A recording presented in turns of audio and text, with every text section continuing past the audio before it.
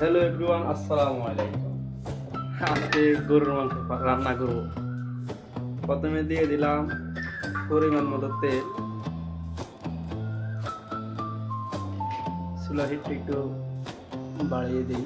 এটা মোটামুটি গরম হয়ে গেলে পেঁয়াজ দিয়ে দিব আমি এর উপরে জাস্ট করে দিব।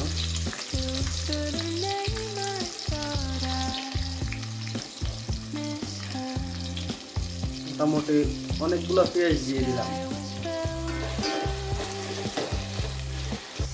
সহ্য করে একটু লবণ দিয়ে দিলাম।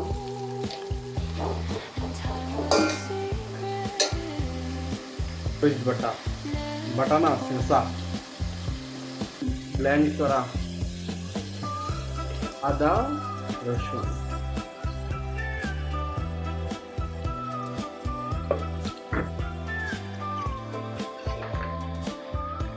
দিয়ে দিব। মরিচের পাখি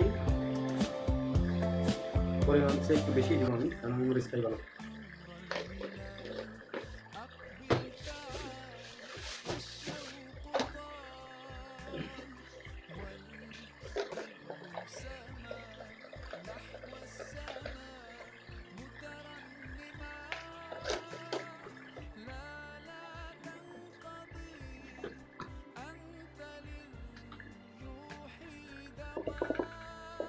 আমি ছিল না, এই কারণে এটা দিয়ে দিলাম হলুদ।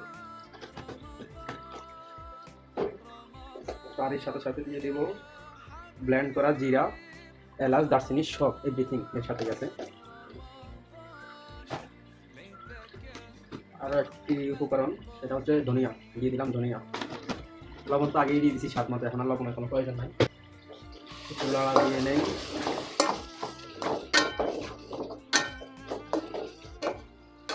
সেই একটা গ্রান আসতেছে কিন্তু এখন।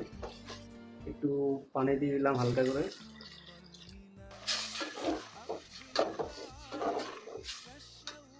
5-7 মিনিট সময়ের জন্য একটু ঢেকে দিলাম। মোটামুটি এখন মাংস দেওয়ার সময় হয়ে গেছে। কারণ কি জানেন, এই যে দেখেন উপরে তেল ভাসছে না, তেল ভাসলে আমার মশলা হয়ে গেছে পরিপূর্ণভাবে। এখন মাংস দেওয়ার জন্য রেডি। দিয়ে দিলাম, একটু লড়া দিয়ে দিই।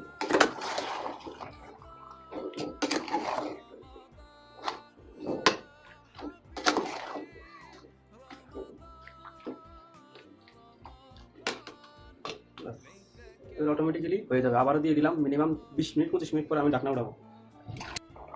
এই যে 20 মিনিট পরে আমার গরুর মাংস এই অবস্থায় আছে।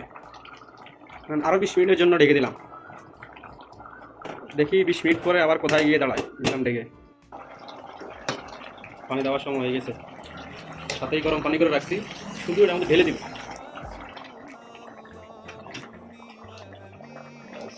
পরিমাণ মতো একটু দিয়ে দিলাম।